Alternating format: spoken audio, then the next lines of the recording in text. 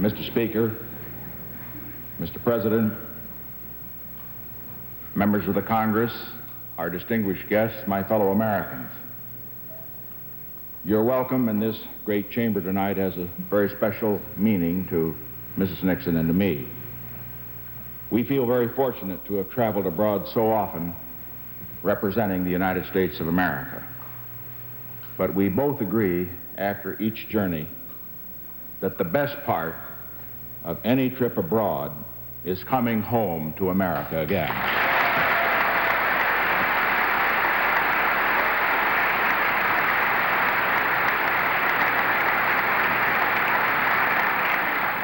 During the past 13 days, we have flown more than 16,000 miles, and we visited 4 countries. And everywhere we went, to Austria, the Soviet Union, Iran, Poland, we could feel the quickening pace of change in old international relationships and the people's genuine desire for friendship for the American people. Everywhere, new hopes are rising for a world no longer shadowed by fear and want and war. And as Americans, we can be proud that we now have an historic opportunity to play a great role in helping to achieve man's oldest dream, a world in which all nations can enjoy the blessings of peace.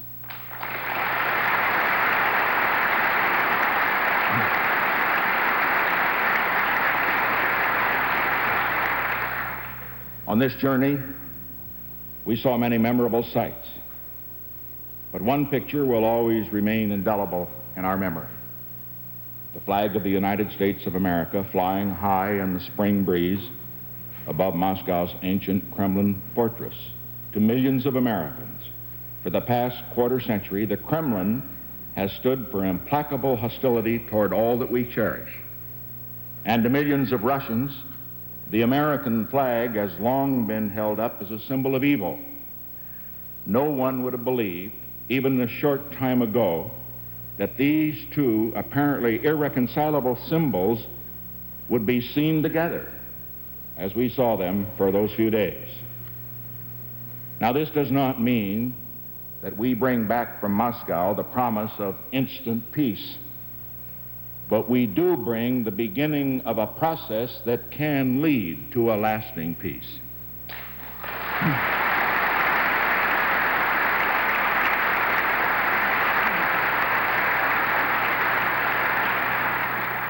And that's why I have taken the extraordinary action of requesting this special joint session of the Congress, because we have before us an extraordinary opportunity.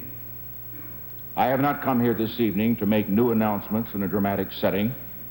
This summit has already made its news.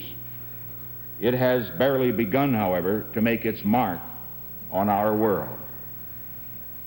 And I ask you to join me tonight, while events are fresh, while the iron is hot, in starting to consider how we can help to make that mark what we want it to be. The foundation has been laid for a new relationship between the two most powerful nations in the world. And now it is up to us, to all of us here in this chamber, to all of us across America, to join with other nations in building a new house upon that foundation. One that can be a home for the hopes of mankind and a shelter against the storms of conflict.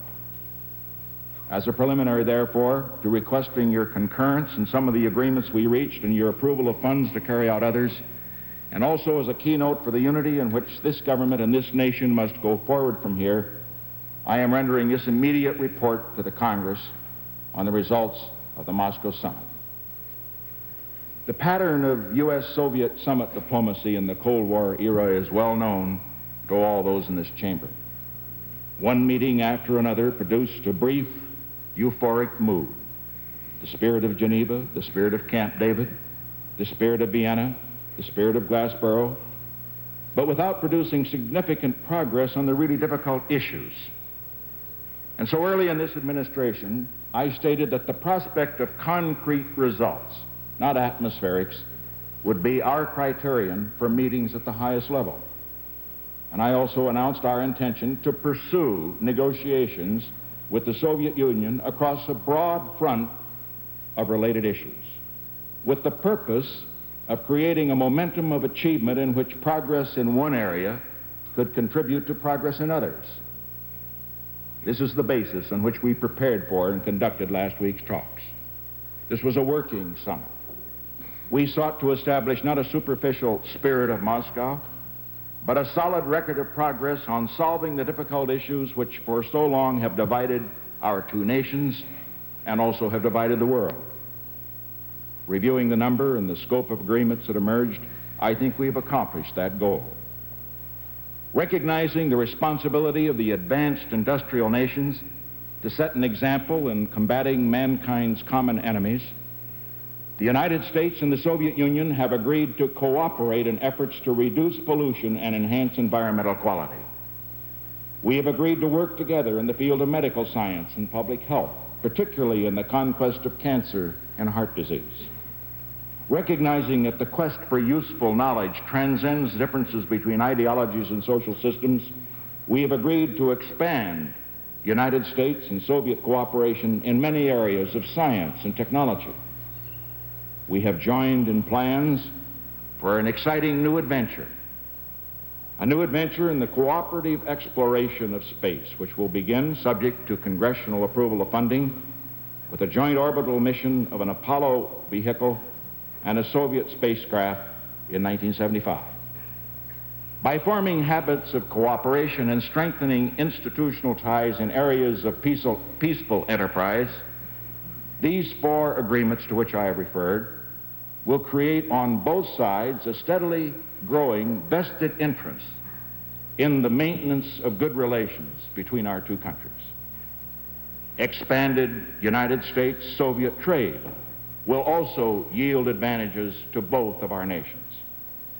When the two largest economies in the world start trading with each other on a much larger scale, living standards in both nations will rise, and the stake which both have in peace will increase. Progress in this area is proceeding on schedule. At the summit, we established the Joint Commercial Commission, which will complete the negotiations for a comprehensive trade agreement between the United States and the USSR. And we expect the final terms of this agreement to be settled later this year. Two further accords, which were reached last week, have a much more direct bearing on the search for peace and security in the world. One is the agreement between the American and Soviet navies aimed at significantly reducing the chances of dangerous incidents between our ships and aircraft at sea. And second and most important, there is the treaty and the related executive agreement which will limit for the first time both offensive and defensive strategic nuclear weapons in the arsenals of the United States and the Soviet Union.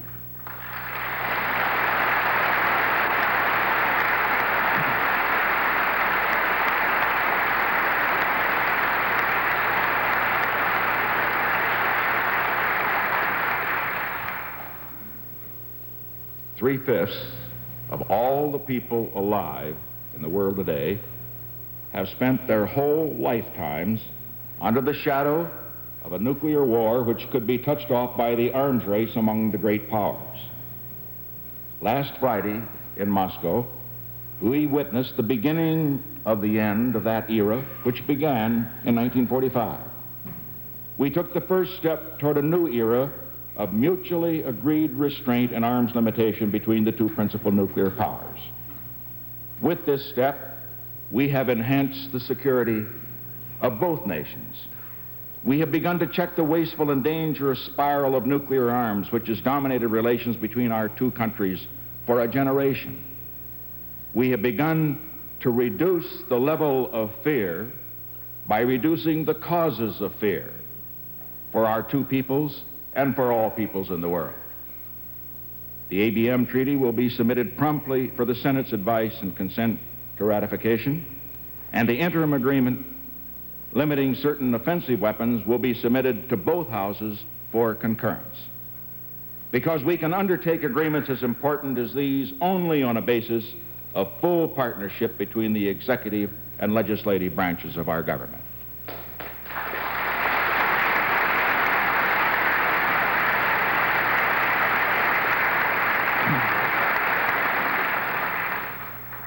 I ask from this Congress, and I ask from the nation, the fullest scrutiny of these accords. I am confident such examination will underscore the truth of what I told the Soviet people on television just a few nights ago, that this is an agreement in the interest of both nations.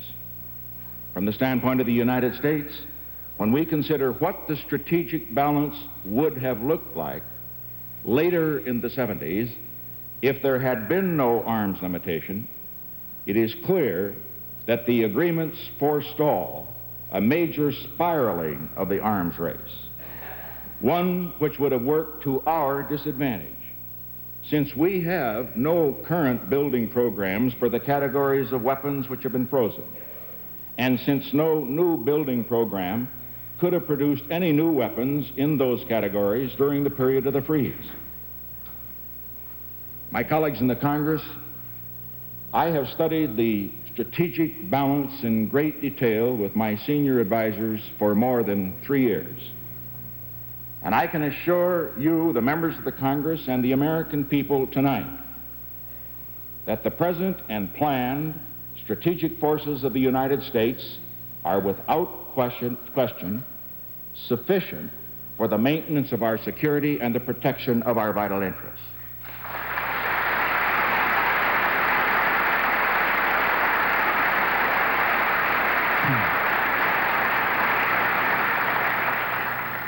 No power on earth is stronger than the United States of America today, and none will be stronger than the United States of America in the future.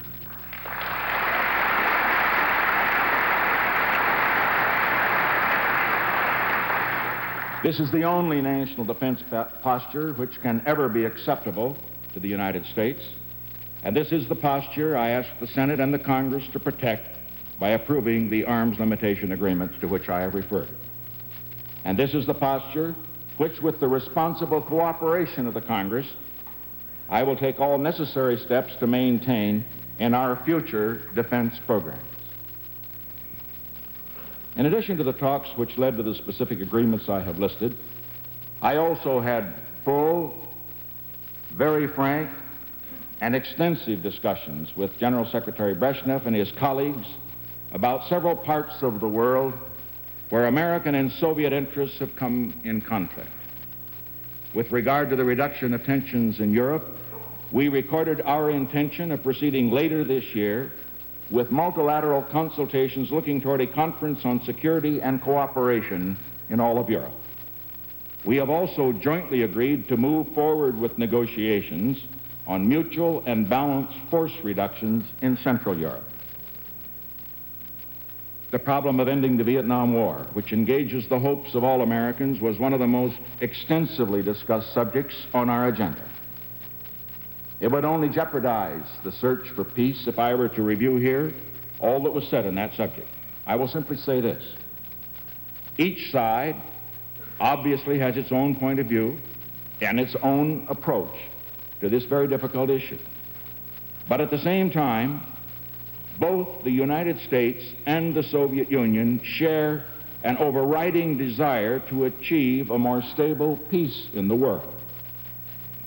I emphasize to you, once again, this administration has no higher goal, a goal that I know all of you share, than bringing the Vietnam War to an early and honorable end. We are ending the war in Vietnam, but we shall end it in a way which will not betray our friends, risk the lives of the courageous Americans still serving in Vietnam, break faith with those held prisoners by the enemy, or stain the honor of the United States of America.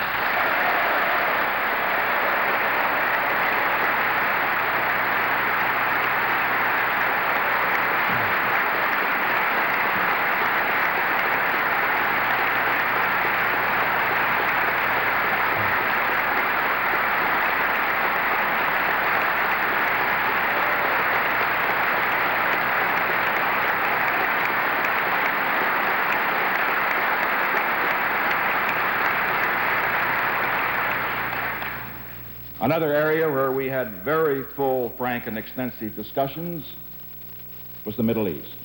I reiterated the American people's commitment to the survival of the State of Israel and to a settlement just to all the countries in the area.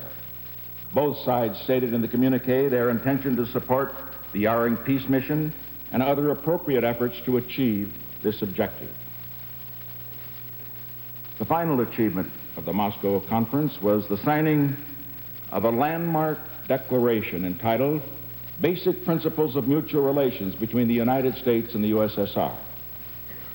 As these 12 basic principles are put into practice, they can provide a solid framework for the future development of better American-Soviet relations. They begin with the recognition that two nuclear nations, each of which has the power to destroy humanity, have no alternative but to coexist peacefully. Because in a nuclear war, there would be no winners, only losers. The basic principles commit both sides to avoid direct military confrontation and to exercise constructive leadership and restraint with respect to smaller conflicts in other parts of the world which could drag the major powers into war. They disavow any intention to create spheres of influence or to conspire against the interests of any other nation. A point I would underscore by saying once again tonight that America values its ties with all nations, from our oldest allies in Europe and Asia, as I emphasized by my visit to Iran, to our good friends in the Third World, and to our new relationship with the People's Republic of China. The improvement of relations depends not only, of course, on words, but far more on actions. The principles to which we agreed in Moscow are like a road map. Now that the map has been laid out, it is up to each country to follow it. The United States intends to adhere to these principles. The leaders of the Soviet Union have indicated a similar intention. However, we must remember that Soviet ideology still proclaims hostility to some of America's most basic values. The Soviet leaders remain committed to that ideology. Like the nation they lead, they are and they will continue to be totally dedicated competitors of the United States of America. As we shape our policies for the period ahead, therefore, we must maintain our defenses at an adequate level until there is mutual agreement to limit forces. The time-tested policies of vigilance and firmness which have brought us to this summit are the only ones that can safely carry us forward to further progress in reaching agreements to reduce the danger of war. Our successes in the strategic arms talks and in the Berlin negotiations, which opened the road to Moscow, came about because over the past 3 years we have consistently refused proposals for unilaterally abandoning the ABM, unilaterally pulling back our forces from Europe, and drastically cutting the defense budget. And the Congress deserves the appreciation of the American people for having the courage to vote such proposals down and to maintain the strength America needs to protect its interests.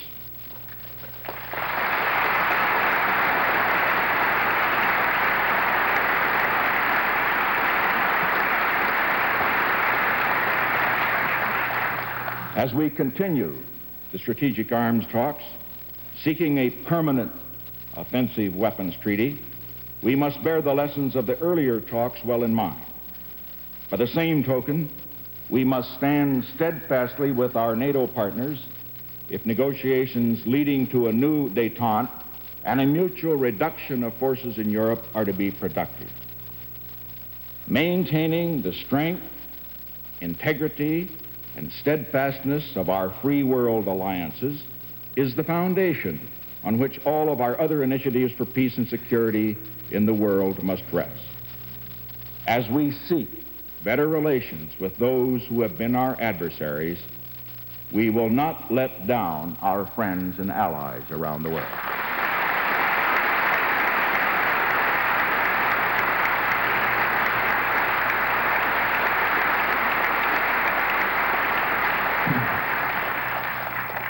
And in this period, we must keep our economy vigorous, and competitive if the opening for greater East-West trade is to mean anything at all, and if we do not wish to be shouldered aside in world markets by the growing potential of the economies of Japan, Western Europe, the Soviet Union, the People's Republic of China. For America to continue its role of helping to build a more peaceful world, we must keep America number one economically in the world.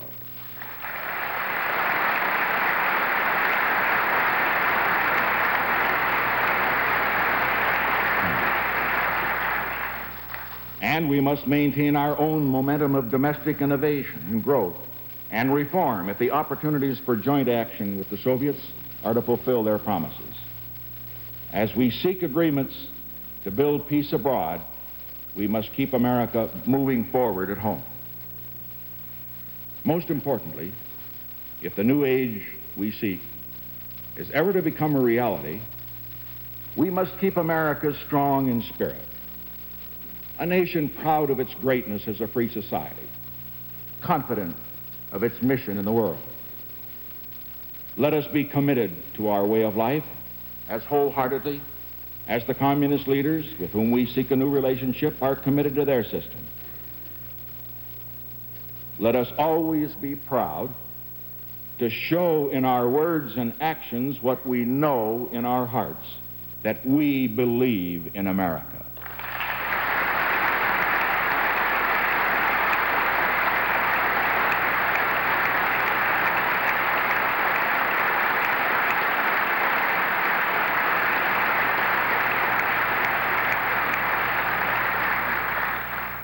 These are just some of the challenges of peace.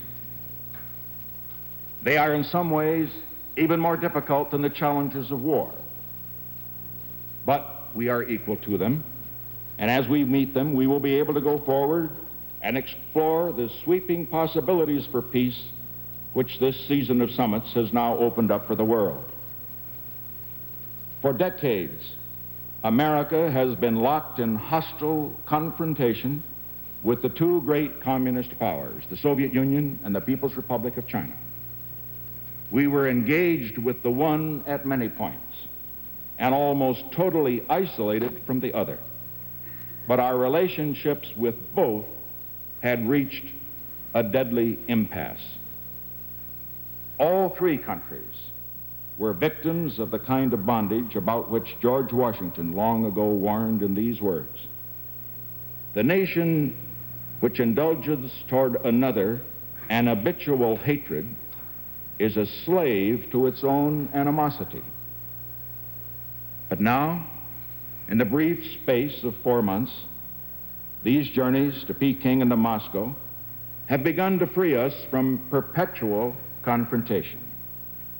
We have moved toward better understanding, mutual respect, point-by-point settlement of differences with both of the major communist powers.